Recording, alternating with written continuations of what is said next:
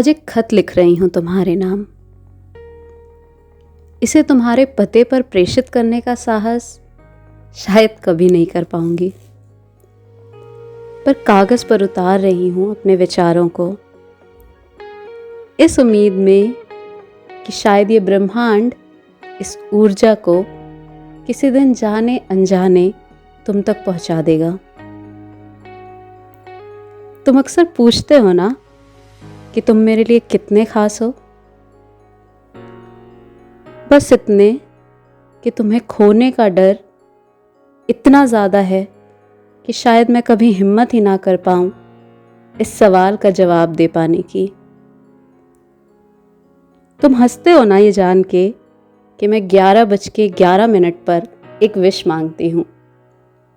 इस बात में विश्वास करती हूँ कि ये यूनिवर्स का एक पॉजिटिव इशारा होता है।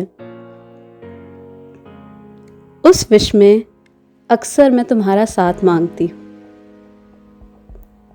तुम हमेशा सोचते हो कि तुमने कुछ खास नहीं किया जीवन में, पर मैं तुम्हें ये यकीन दिलाना चाहती हूँ कि तुम अपने होने से इस दुनिया को उसका सबसे खूबसूरत रंग देते हो।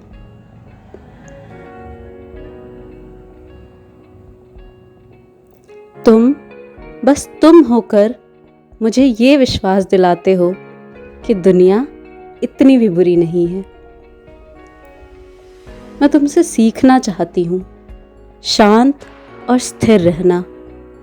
तुमसे जानना चाहती हूँ कि कैसे बिना किसी भावना में बहे तुम्हारा ध्यान केंद्रित रहता है तुम्हारे लक्ष्य पर।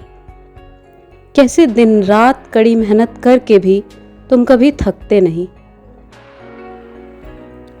कैसे इस दुनिया की ढेर सारी धूर्तता, दिखावे और झूठ के बीच भी तुम अपनी कोमलता को कठोरता में परिवर्तित नहीं होने देते।